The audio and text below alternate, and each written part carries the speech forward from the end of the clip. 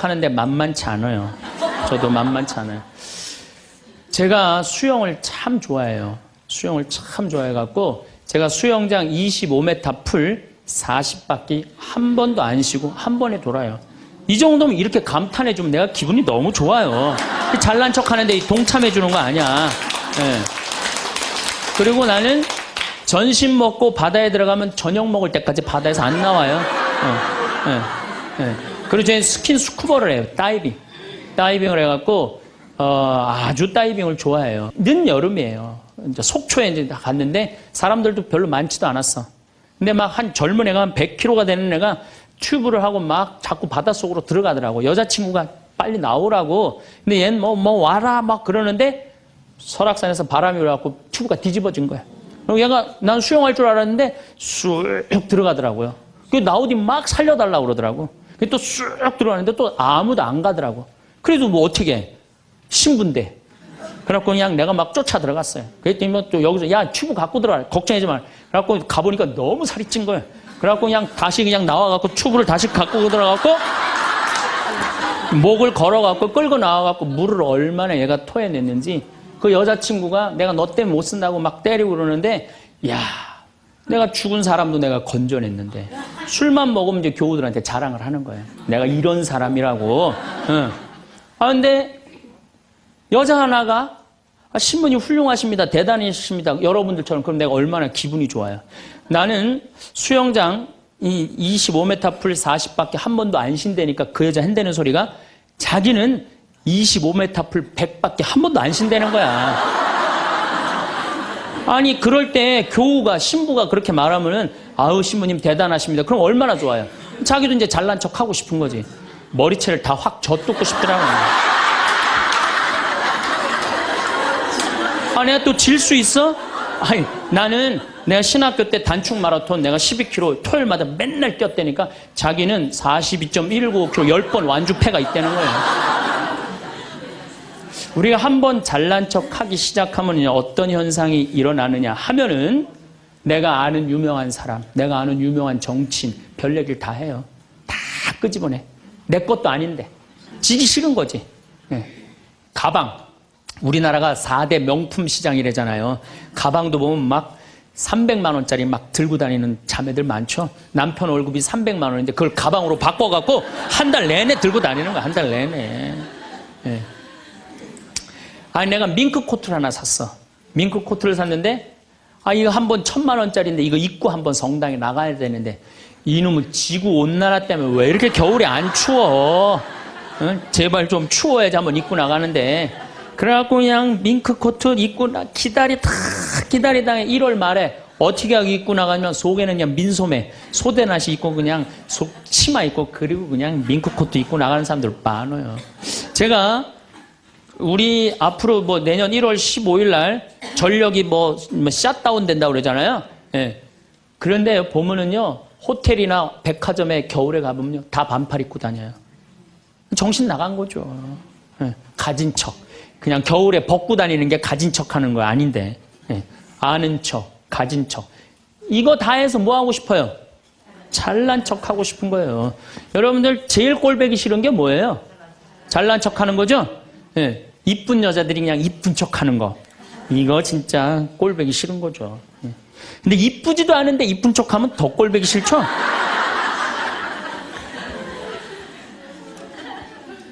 악마의 유혹에 넘어가는 거예요. 그런데 정말로 훌륭한 건 아는 것도 많고 가진 것도 많고 잘난 것도 많은데 주일날 반도 되고 차량 주차 봉사하는 형제들. 여기 내가 정말 부자야. 남편도 대단해. 그런데 그런 거 티 한 번 안 내고 성모에 설거지하는 자매들. 구역장 반장 봉사하는 자매들. 난 이분들이 훌륭한 분들이라고 생각해요. 예수님은 나는 섬김을 받으러 온 것이 아니라 섬기러 왔다고 그러죠. 근데 우리는 이상하게 이 잘난 걸 하면서 정말로 창피를 많이 당해요. 어떤 대령이 대령 진급을 한 거야. 3개, 밥풀떼기 3개, 무궁화 3개를 딱 하고 너무 기분이 좋은 거야. 누구한테 자랑을 하고 싶은 거야. 중령에서 대령으로. 근데 딱 이제 하는데 딱 이병이 딱 들어오니 딱 인사를 하니까 자랑을 하고 싶은 이병한테 뭐 자랑할 게 뭐 있어요. 그래갖고 전화를 딱 잡아갖고 잠깐만 기다리라고 내가 좀 중요한 전화가 있다고 장군님, 무슨 김 장군님하고 뭐 같이 우리 셋이 장군님 두 분하고 식사할까요? 그리고 기분 좋게 딱 전화를 끊었어. 그래갖고 대령이 물어봤어. 자네 무슨 일 때문에 왔는가? 전화선 연결하려고 왔는데요. 그러면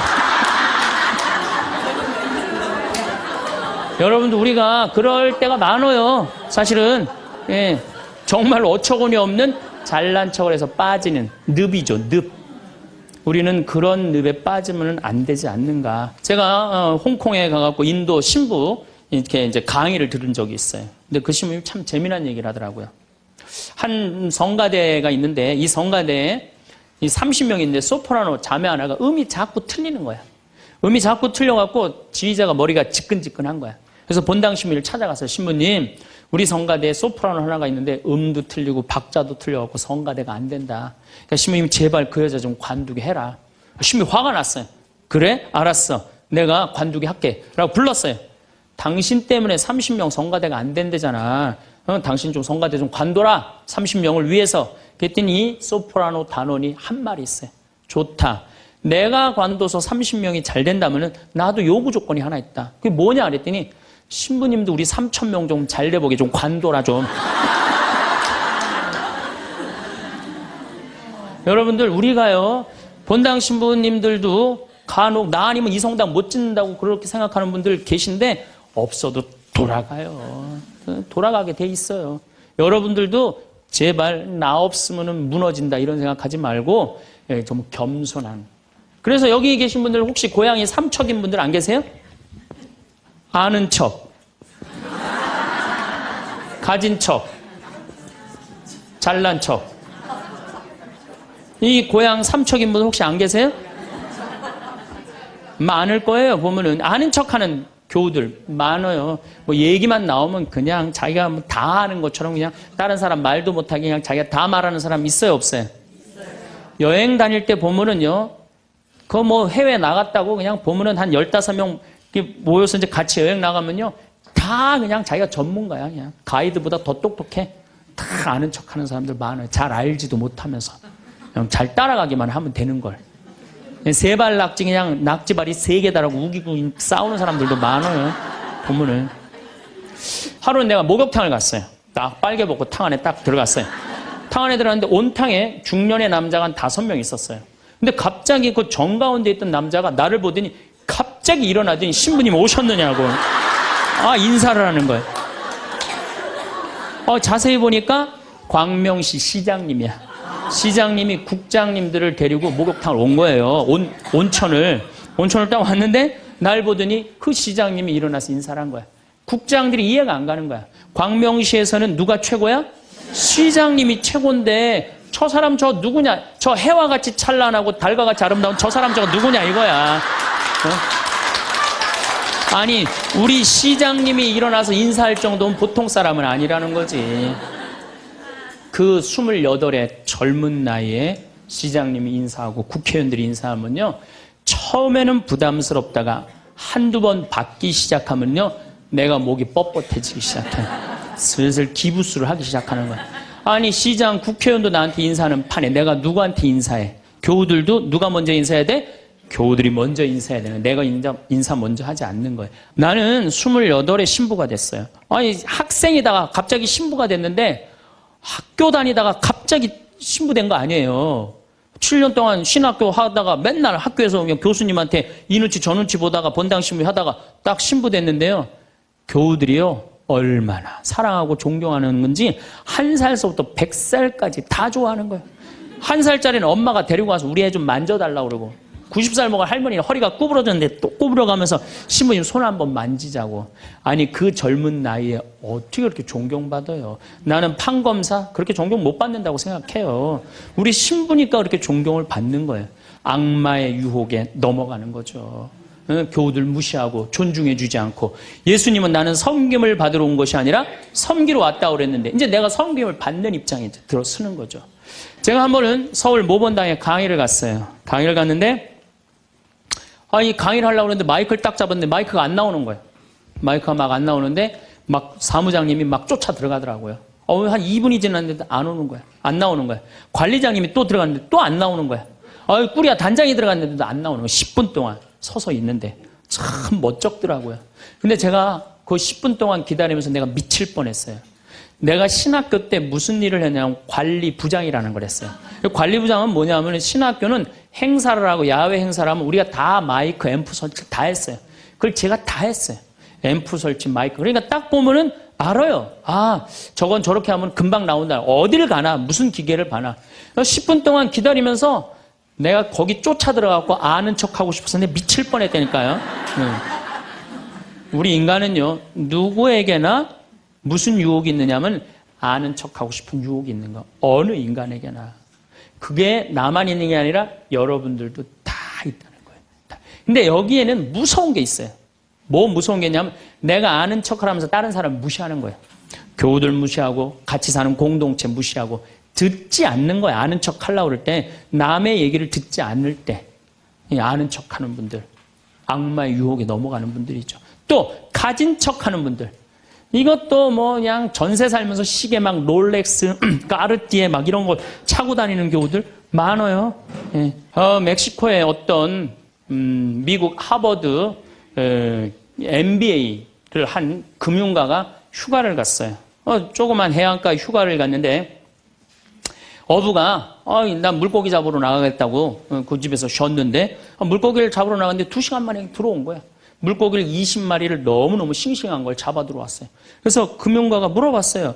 당신 뭐 벌써 들어왔느냐고. 그랬더니 그 어부 하는 말이 나는 20마리면 된다고. 나 왜 이렇게 일찍 들어왔냐고 그러니까 나 애들하고 놀고 마누라하고 음식 차려서 먹고 낮잠 자고 저녁에는 저기 뭐 식당에 가갖고 데큘라 한잔하고 기타 치고 놀으려고 난 왔다고. 그랬더니 이 MBA 한 금융가가 그 어부를 한심하게 쳐다보면서 이렇게 말을 합니다. 당신 왜 그러고 사냐? 당신 지금 2시간에 그렇게 20마리 잡으면 8시간 일하면은 뭐 거의 뭐 100마리, 200마리 잡을 수 있는데 그거 잡아갖고 배를 한 척 더 큰 걸 사라. 그래갖고 조금만 일을 열심히 하면은 5척을 살 수 있다. 그래갖고 그거 5척을 사갖고 큰 배를 사라.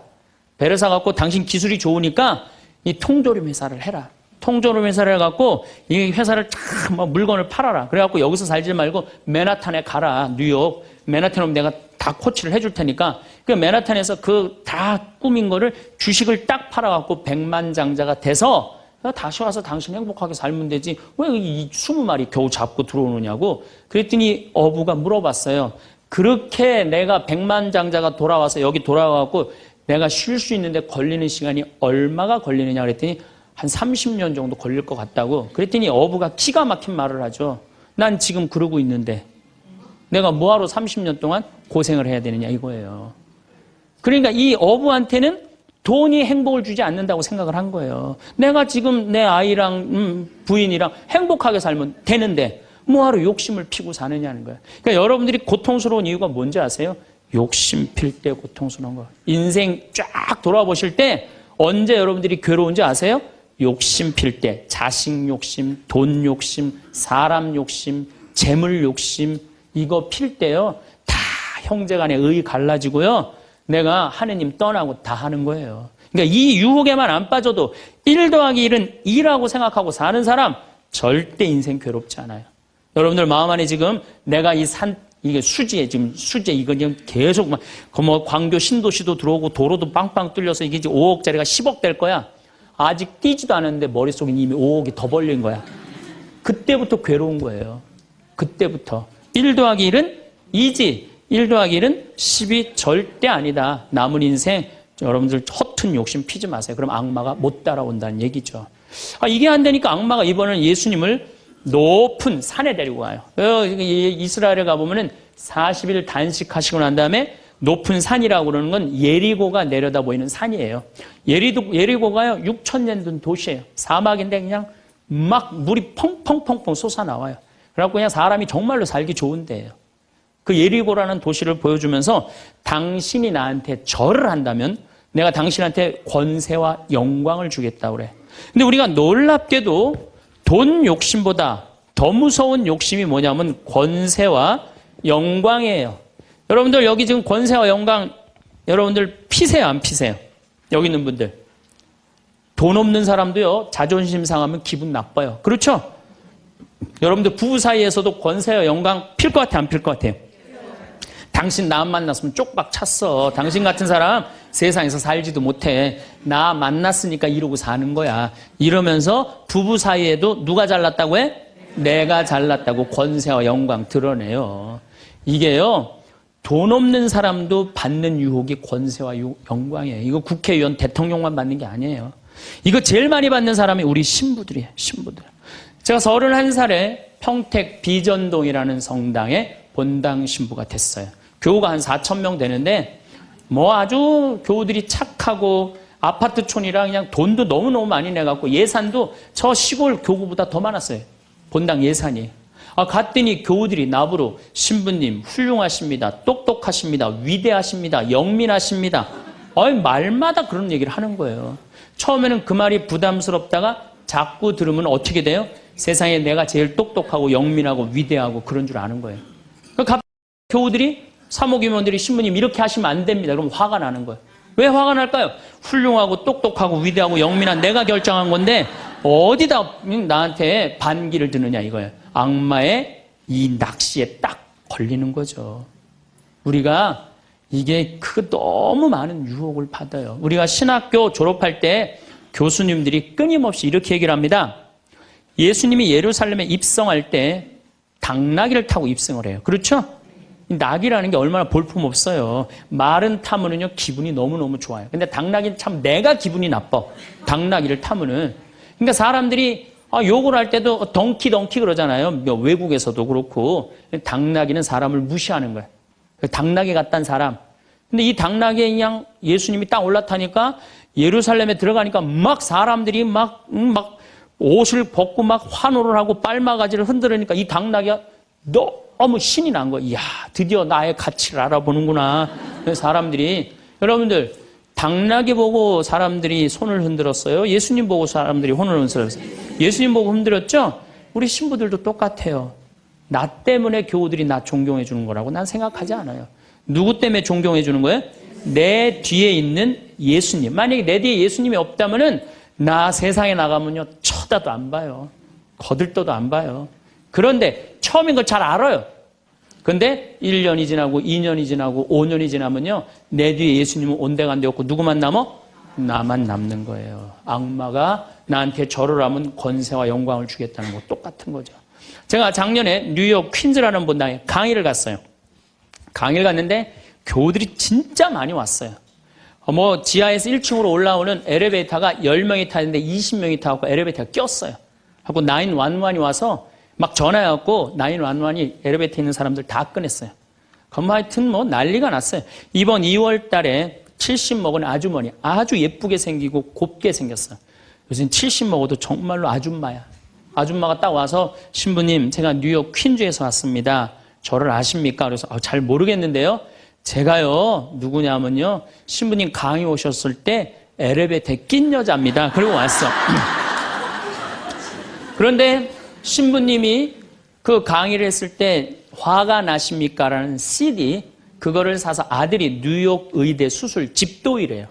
대단한 거죠. NYU 대학의 수술 집도이면. 근데 우울증이 있었는데 그걸 출퇴근에 듣고 다니면서 맨날 웃어서 우울증이 없어졌다는 거예요. 그러니까 아들이 한국에 돌아가면은 꼭 평창에 가고 신부님한테 고맙다고 얘기하라고. 내가 그 정도로 대단했다는 얘기예요. 네. 그래갖고 이제 강의가 끝나고 그 가브리엘 신부님이라고 1.5세 신부님인데 아주 정말로 젠틀한 신부님이야. 같이 이제 사제관을 가는데 여자 하나가 따라오는데 미국 여자가 따라오는 거예요. 영어로 막 떠드는 거예요. 뭐라고. 근데 대충 그런 얘기예요. 자기는 한국말을 모르는데 신부님 강의에 감동받았다는 거예요. 이야, 내 강의 이제 감동받다 못해 이제 미국 여자까지 내 강의 감동을 받는구나. 고맙다고. 근데 본당 신부님 자꾸 빨리 가재는 거예요. 기분이 나쁘더라고요. 지금 미국 여자가 내 강의 감동받아서 얘기하자는데 말 끊으니까.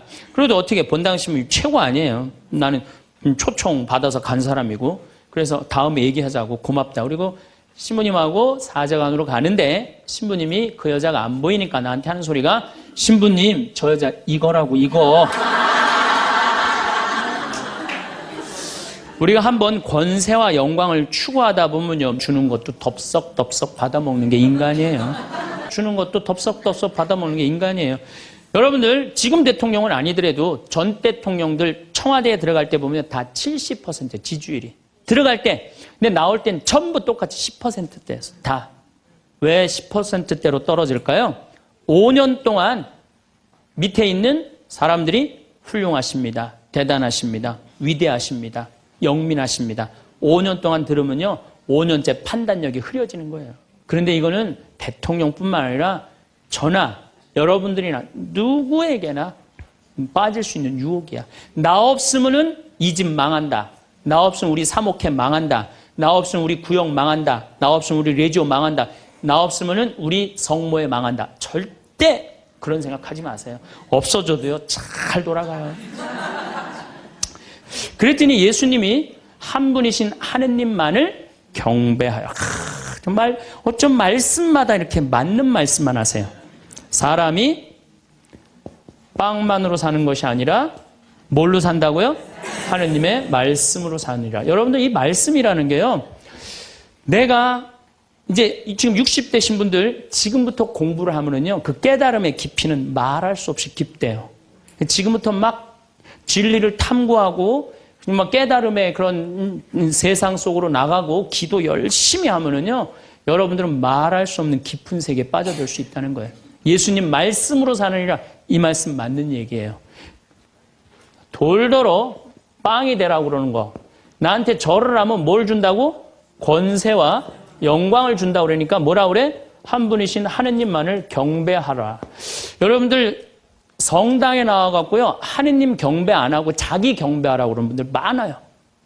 제가 좀 죄송한 얘기지만은 본당 전국 우리나라 본당 얼마나 많이 강의를 다니겠어요. 1년에 300회를 강의를 다니니까. 근데 가보면은 정말로 당황스러운 사목회장님들이 있어요.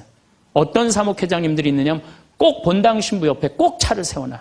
근데 그 사목회장님 참 벤치야. 근데 본당 신부 참 보면 무슨 아반떼 이런 거 시골 같은 데 가보면은 나는 정말로 좀 그렇더라고요. 아니 벤츠를 좀 총회장이면은 벤츠를 세워줄 때면 신부님은 그랜저는 사주고 벤츠를 세워줄 거 아니야. 나 총회장이고 벤츠 있다 이거야. 근데 더 기가 막힌 거는 어떤 경우냐면 그 사목회장님 이런 말하는 분들 많이 있어요. 내가 이 성당 졌다고.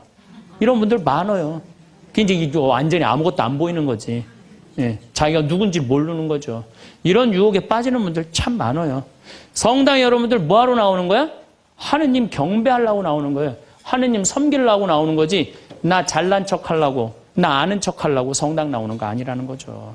그래서 이 유혹에 여러분들 빠지시면은 절대 안 된다. 자, 그랬더니 악마가 이번에는 예수님 어디로 악마가 데리고 가느냐면 예루살렘 성전 꼭대기에 데리고 올라와요. 당신이 하느님의 아들이거든 뛰어내려 보시오. 하느님의 아들이거든 뛰어내려. 시험하는 거, 시험. 그런데 놀랍게도 돈에 대한 유혹보다, 권세와 영광에 대한 유혹보다 더 많이 받는 유혹이 신앙의 시험이에요. 신앙의 시험.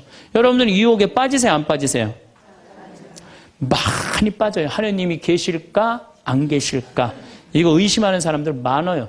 여기 있는 분들 난 의심 한 번도 안 했다. 그거는 있을 수 없는 일이에요. 의심 안 할 수가 없어요. 우리 인간은. 성인들도 마지막까지 악마들이 유혹을 한다는 거죠. 성인들도. 우리나라 한국 천주교 교우들이 505만 명이에요. 505만 명인데 어때? 주일날 미사 참여 125만 명밖에 안 나와요. 그럼 380만 명은 뭐야? 유혹에 빠진 거예요. 유혹에 빠져갖고 성당에 안 나오는 거예요.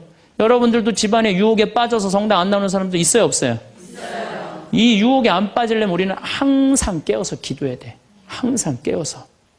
악마가 뭐라고 유혹하죠? 주일날 새벽 미사를 이제 가야 돼. 일이 많아갖고. 그러니까 그냥 새벽에 또 무지하게 추워. 악마가 속삭여.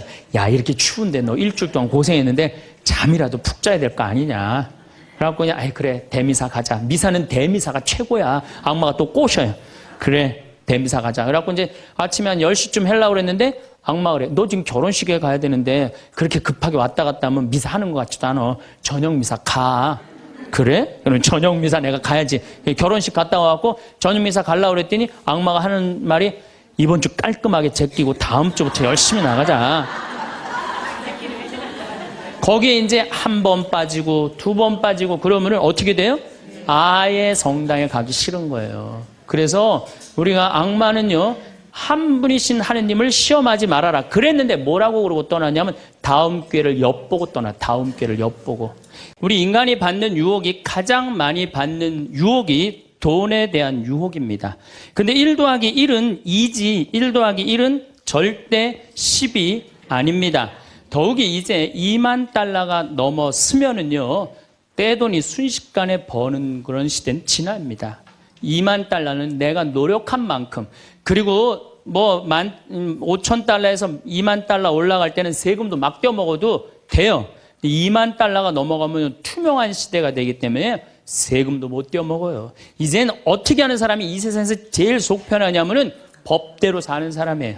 1 더하기 1은 2라고 생각하고 특별하게 내가 노력한 만큼의 성과를 얻는다고 생각하는 사람은요, 절대 악마한테 유혹받지 않습니다. 또 돌도로 빵이 되라고 그러는 거나 돌머리도로 서울대학 들어가라는 거나 똑같은 거다. 여러분들, 서울대학 들어간다고 행복한 건 절대 아니다. 여러분들, 의사가 행복 지수가요, 180개 의사 직업 가운데 의사가 179등이라는 통계도 있어요. 그리고 항상 의사가 만족도, 직업 만족도 항상 꼴등이에요. 항상. 얼마나 스트레스를 받는지 몰라요.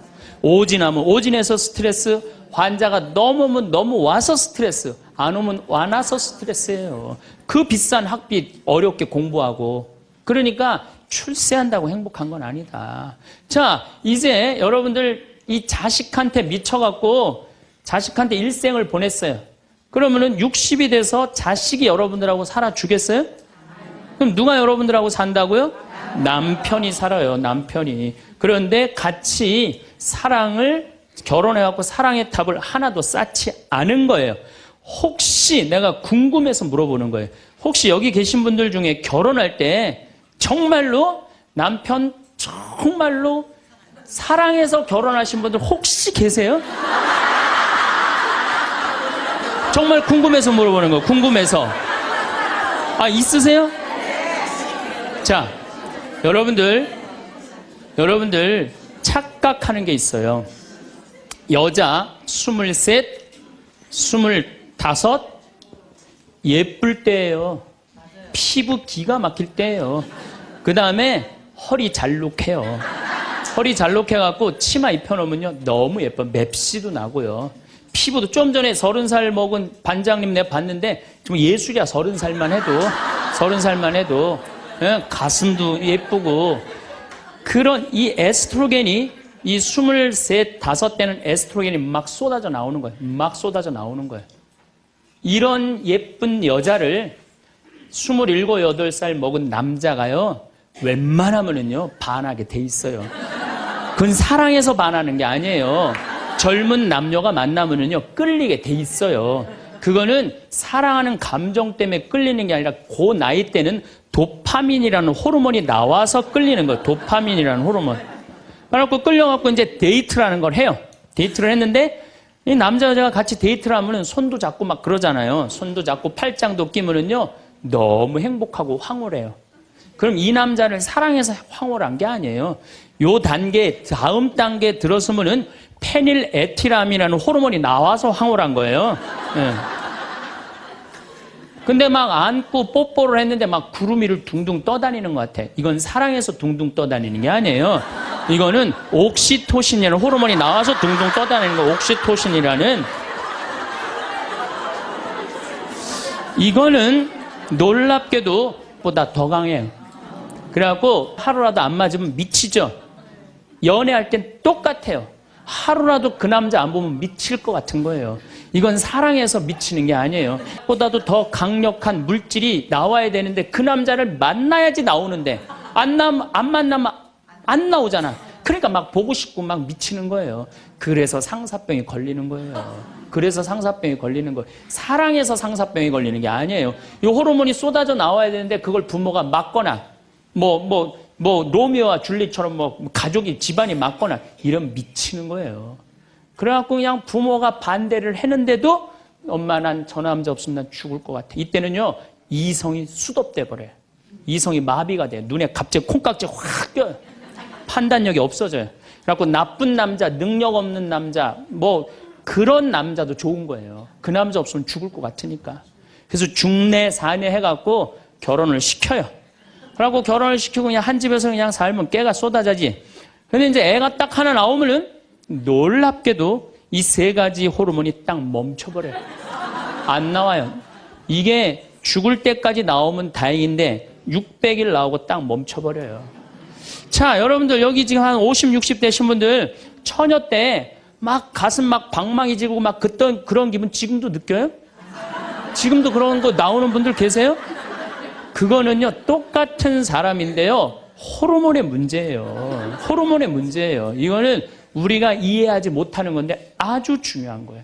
아주 중요한 거예요. 여자를 보면 막 가슴이 막 뛰고 막 손만 만져도 그냥 1년 동안 막 그 느낌이 그냥 가고 막 이러는 게 다 호르몬은 사랑 때문에 그런 게 아니라니까요. 그럼 호르몬이 멈췄는지 어떻게 알 수 있느냐? 어떻게 알 수 있느냐? 젊었을 때는 치마만 입고 그냥 브라우스만 입어도 그냥 남자가 그냥 가슴이 나 터질 것 같다고 너 보면 너무 행복해서. 그런데 결혼해갖고 애가 하나 나와갖고 옷을 벗고 왔다 갔다 하는데 남편이 이러는 거예요. 야, 춥고 안 보이잖아. 왜 왔다 갔다 해? 테레비 앞에서 빨리 비켜. 아니, 옷을 벗고 왔다 갔다 하는데도 테레비 안 보인다고 비키라고 그러면요, 이 호르몬은 딱 멈춘 거예요. 끝난 거야. 이건 끝난 거예요.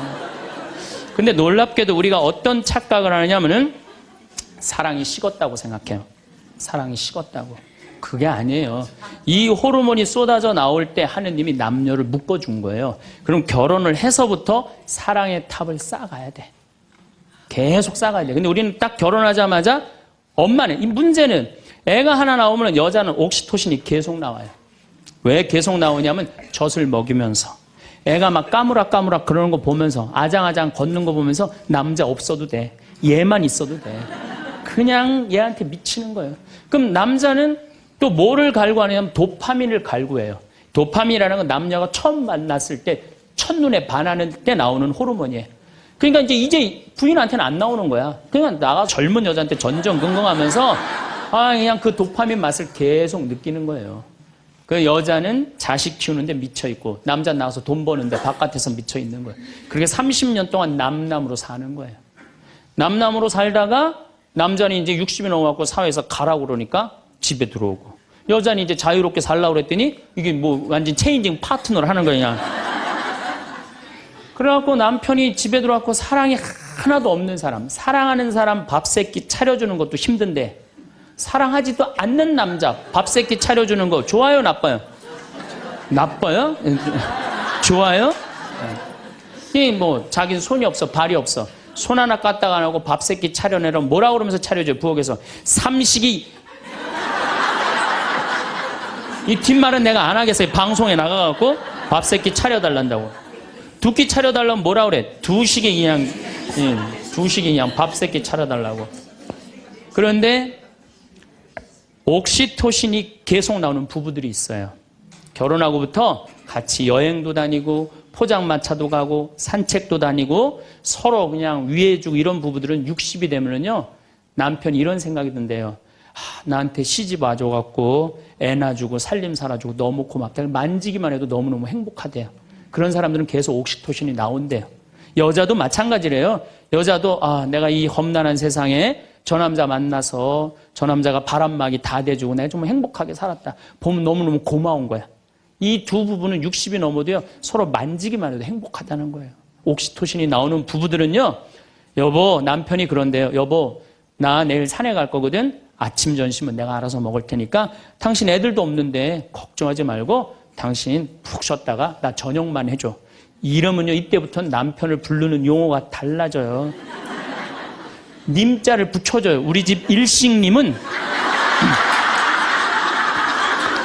한 끼밖에 안 드신다고. 얼마나 고마워하는지 몰라요.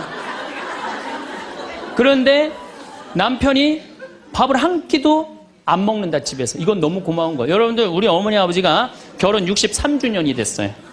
60년 때 어머니가 이러셨어요. 나 60년 동안 밥 해먹는 건 지겹다고. 그랬더니 아버지, 내가 직접 들었어요. 아버지 하시는 말씀이 60년 동안 밥하는 거 했었지. 이제부터 내가 해서 먹을게. 그래서 우리 아버지가 해서 드세요. 집에서 한 끼도 부인한테 상 차리라고 안 하면은 이때부터는 대통령 아들 대접해 주는 거예요. 영식님을 대통령 아들이라고 부르는 거거든요. 우리 집 영식님은 한 끼밖에 한 끼도 안 드신다고. 그런데 이 남편이 밥 세 끼 차려달라는 것도 모자라서 간식을 내놓으라고 그러네. 그럼 뭐라 그래? 간나이. 간식 차려내란다고. 그런데 간식을 종종 차려내라고 그러네. 그럼 뭐라 그래? 종간나이.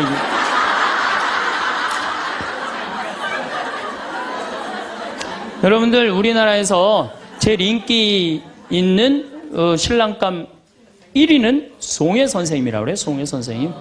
송혜 선생님은 전국 노래자랑하러 다니느냐고 생전 집에서 밥을 안 먹는데.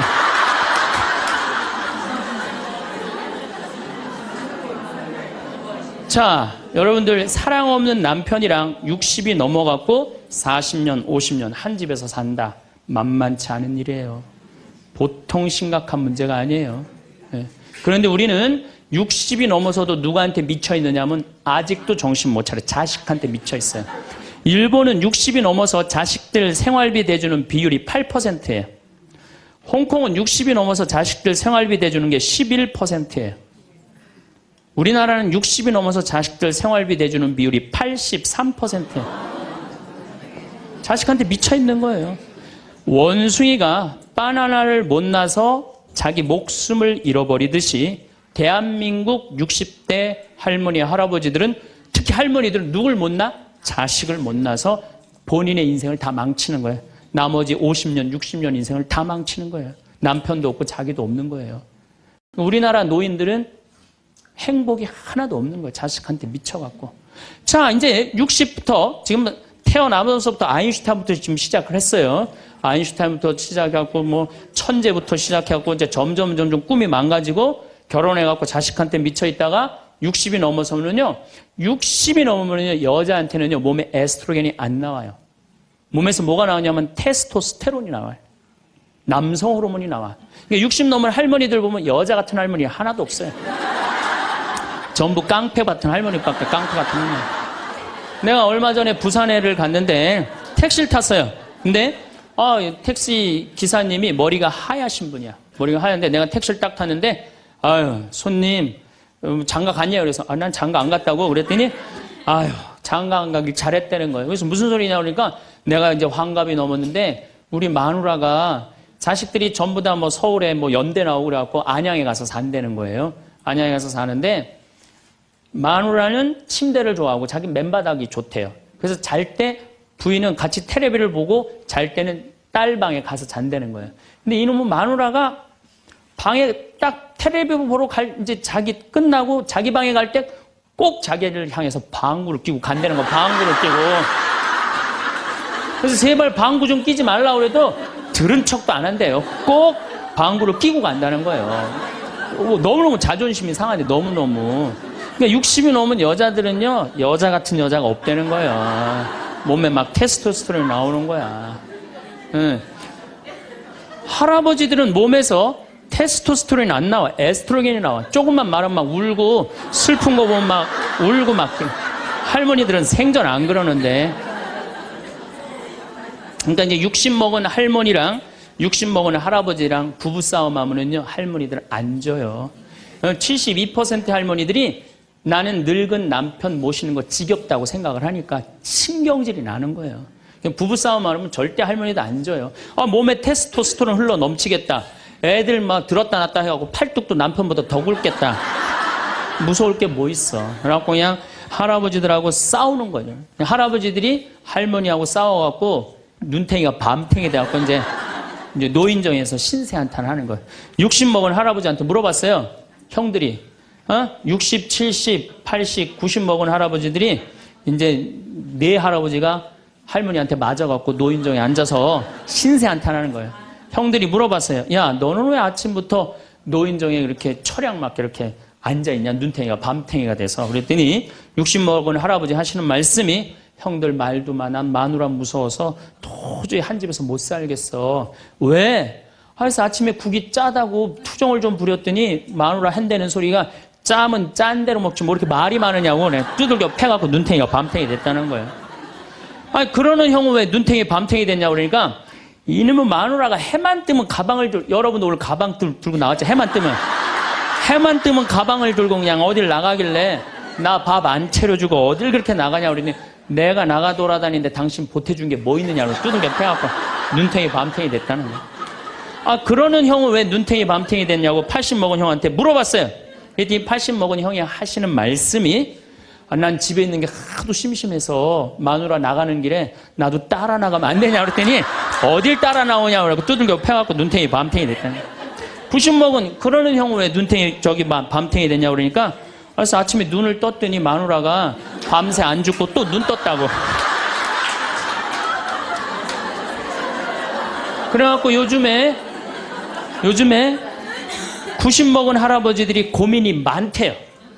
아침에 일어나갖고 눈을 떠야 되는 건지 말아야 되는 건지 고민이 많대.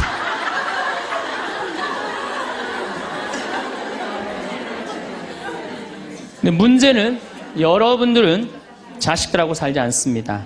여러분들은 남편하고 삽니다. 그러면 제일 중요한 관계가 부부예요, 부부. 근데 우리는 세상에 돈 욕심, 자식 욕심 피느냐고 정말 중요한 걸 잊어먹고 사는 거예요. 정말 중요한 것. 부부간의 사랑을 잊어먹고 사는 거예요. 사람이 예수님이 이 악마가 돌도로 빵이 되라고 하니까 예수님이 기가 막힌 얘기를 해요. 사람은 빵만으로 사는 것이 아니라 하느님의 말씀으로 사느니라. 말씀이 없는 사람은요, 이 세상을 행복하게 살 수가 없어요. 마음 안에 진리가 없는 사람은요, 이 세상을 행복하게 살 수가 없어요. 여러분들 이 멀리까지 인천에서, 서울에서, 수원에서 여기 오신 이유는 말씀 들으려고 오신 거 아니에요? 그렇죠? 그럼 뭔가 답을 알고 살아가는 거, 뭔가 답을 알고. 그동안 우리는 무언가를 더 소유해야 행복해질 수 있다고 여겼을지 모릅니다. 더 많은 것을 쌓고 더 나은 것을 가져야만 마음이 놓인다고 믿어왔습니다. 하지만 이제는 선명히 보입니다. 진정한 행복은 더하는 과정이 아니라 오히려 덜어내는 마음에서 시작된다는 사실이 보입니다. 무거운 짐을 한참 지고 가다가 내려놓는 순간에 그 홀가분함처럼 우리 마음 또한 불필요한 욕심과 걱정을 덜어낼 때 비로소 자유로워집니다. 그렇게 가벼워진 마음의 빈자리에 비로소 진짜 소중한 것들이 하나둘 채워지기 시작하지요. 물론 이것은 결코 쉽지 않은 과정일 수 있습니다. 오랫동안 품 생각들을 바꾸고 익숙했던 방식을 내려놓는 일에는 때로 용기가 필요합니다. 하지만 한번 그 변화의 흐름에 몸을 맡기고 나면 놀랍도록 평온해지는 자신을 발견하게 될 것입니다. 행복을 찾기 위해 멀리 떠날 필요도 없고 복잡한 방법을 배울 필요도 없었습니다. 단지 세상을 바라보는 마음의 눈을 조금 달리 뜨면 되는 일이었습니다. 그러면 단조롭게만 보였던 보통의 하루 속에서도 보석처럼 반짝이는 수많은 순간들을 발견할 수 있게 됩니다. 한때 우리는 통장에 쌓이는 숫자가 마음의 든든함과 비례한다고 생각했습니다. 새로운 물건이 주는 반짝이는 기쁨이 오래갈 것이라 여겼습니다. 남들보다 더 많이 가져야만 비로소 안심이 된다고 믿었기에 쉼 없이 더 많은 것을 갈망하며 살아왔습니다. 그러나 어느 순간부터인가 그런 것들이 주는 기쁨의 유효기간이 무척 짧아졌음을 느끼게 됩니다. 새로 산 물건은 며칠 지나면 눈에 익숙해지고 값비싼 무엇도 시간이 지나면 그저 하나의 물건일 뿐이었습니다. 더 많이 가질수록 더 많은 것을 원하게 되는 끝없는 욕망의 굴레에 갇혀 있었을 뿐입니다. 진정한 만족은 다른 곳에 있었습니다. 아침에 눈을 뜨고 건강한 몸으로 하루를 시작할 수 있다는 사실. 따뜻한 밥 한 끼를 맛있게 먹을 수 있다는 감사함. 깨끗한 물 한 잔으로 목을 축일 수 있는 평범함. 이처럼 당연하게만 여겨왔던 일상의 소중함을 깨달을 때 마음은 온기로 가득해집니다. 고급스러운 음식보다는 정성껏 차린 소박한 식탁이 더 큰 울림을 줍니다. 먼 곳으로 떠나는 화려한 여정보다 집 앞 골목길을 천천히 걷는 산책이 더 깊은 여유를 선물합니다. 가진 것에 감사할 줄 아는 마음이야말로 가장 큰 풍요로 향하는 길입니다. 부족한 것을 헤아리기보다 이미 가진 것들을 헤아려 보면 우리는 충분히 넉넉한 삶을 살고 있음을 알게 됩니다. 만족할 줄 아는 마음속에서 피어나는 평안함은 그 어떤 물질적 풍요보다 깊고 진실한 행복을 안겨줍니다. 소비가 줄어드니 자연스레 주변을 돌아보게 됩니다. 꼭 필요한 것만 구입하고 오래 쓸 수 있는 것을 선택하는 삶의 방식은 우리가 발 딛고 사는 이 세상을 더욱 아끼는 길이기도 합니다. 이런 작은 변화들이 모여 더 큰 의미를 만들어간다는 생각에 마음이 뿌듯해집니다. 누군가를 처음 만났을 때의 설렘과 떨림은 이제 잔잔한 강물처럼 고요하게 흐릅니다. 뜨거웠던 감정들은 시간의 차분하게 익어가며 더욱 깊은 빛깔을 띠게 되었습니다. 이제 우리는 압니다. 이 고요하고 잔잔한 흐름 속에 진짜 사랑이 숨쉬고 있다는 것을 말입니다. 오랜 시간을 함께한 사람은 이제 숨쉬는 공기처럼 너무나 당연한 존재가 되었을지 모릅니다. 그래서 미처 고마움을 표현하지 못하고 지나쳤던 그 소중한 사람. 아침에 함께 눈을 뜨고 나란히 잠자리에 드는 지극히 평범한 일상이 실은 얼마나 큰 축복인지 새삼 깨닫게 되는 순간이 있습니다. 화려한 꽃은 한순간 눈부시게 피었다가 이내 시들지만 묵묵히 자리를 지키는 나무는 계절이 바뀌어도 변함없이 든든한 그늘을 내어줍니다. 우리의 인연 또한 그런 나무와 같아야 합니다. 눈에 잘 띄지 않을지라도 언제나 그 자리에서 서로를 지켜주는 든든한 버팀목이 되어주는 관계여야 합니다. 아침에 건네는 다정한 인사 한마디와 하루 끝에 나누는 따뜻한 격려 한마디는 비록 사소해 보일지라도 그 작은 관심들이 모여 큰 사랑의 기둥을 세웁니다. 마치 텃밭을 가꾸듯 매일 조금씩 정성을 들여 돌보는 인연은 시간이 흐를수록 더욱 단단해지고 깊어집니다. 서로의 모습에 많은 변화가 있었을지도 모릅니다. 하지만 그 변화마저도 함께 포개어온 시간의 흔적이라 생각하니 더욱 애틋하게 느껴집니다. 서로의 부족함을 채워주고 아픔을 보듬어주며 함께 걸어온 그 길 위에는 이제 우리만의 특별한 이야기가 새겨져 있습니다. 때로는 작은 다툼이 생길 수도 있습니다. 생각이 다르고 취향이 달라 의견이 부딪힐 때도 분명히 있습니다. 하지만 그런 차이점들조차 이제는 자연스러운 삶의 일부로 받아들일 수 있습니다. 완전히 같을 수 없는 두 사람이 서로의 다름을 인정하며 조화롭게 살아가는 법을 배우는 것이 진짜 사랑의 모습이기 때문입니다. 가족들과의 관계 역시 마찬가지입니다. 때로 마음이 상하고 서운한 감정이 들 때도 있지만 결국 우리는 한 뿌리에서 뻗어나온 가지들입니다.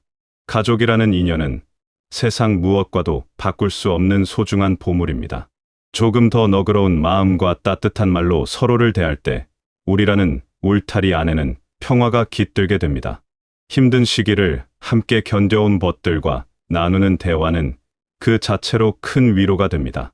서로의 건강을 염려하고 행복을 진심으로 바라는 마음이 오고 갈 때 우리 삶이 얼마나 따뜻한 것인지 다시 한번 느끼게 됩니다.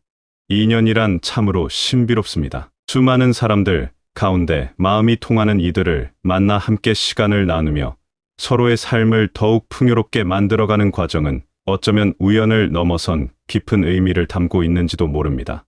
우리는 어쩌면 평생 남들의 시선을 의식하며 살아왔는지도 모릅니다. 다른 이에게 내가 어떻게 보일까 염려하는 마음에 스스로 무거운 갑옷을 입혀왔습니다.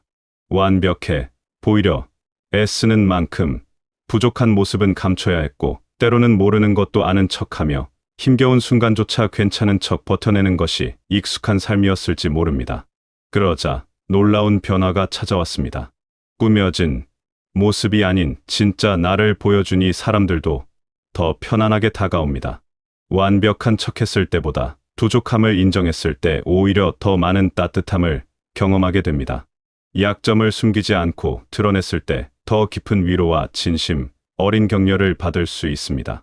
삶의 경험이 쌓이면서 우리는 무엇이 정말 중요하고 무엇이 그저 스쳐가는 허상인지 분별하는 눈을 갖게 됩니다. 다른 사람의 평가보다 내 마음의 평화가 더 소중하다는 것을 깨닫습니다. 남들의 인정을 받기 위해 애쓰는 삶보다 나 자신과 온전히 화해하는 것이 더 중요하다는 것을 알게 됩니다.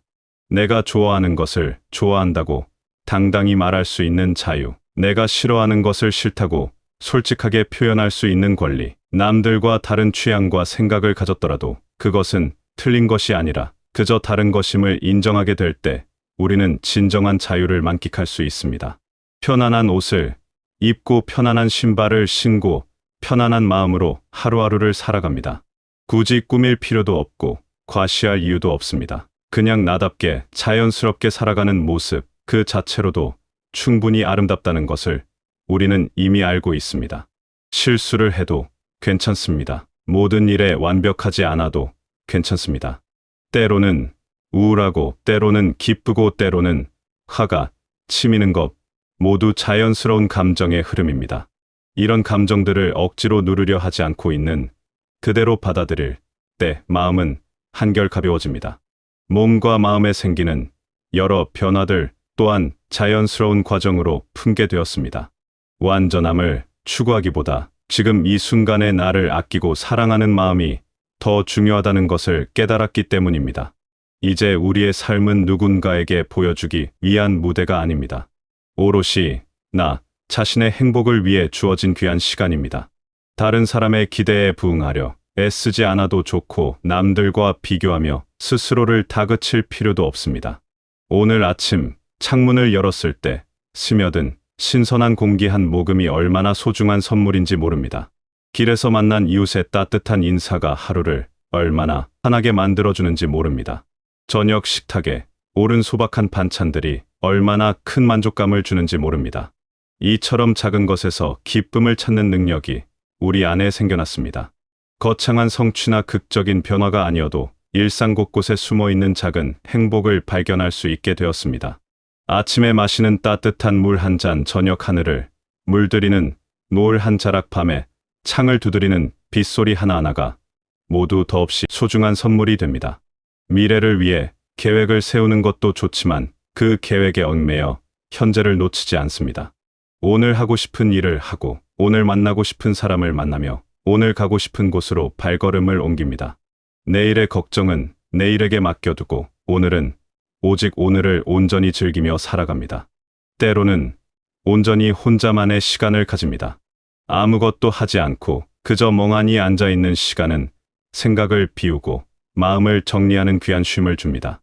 바쁘게만 살아온 시간을 뒤로하고 이제는 천천히 여유롭게 살아가는 것에 참된 가치를 느낍니다.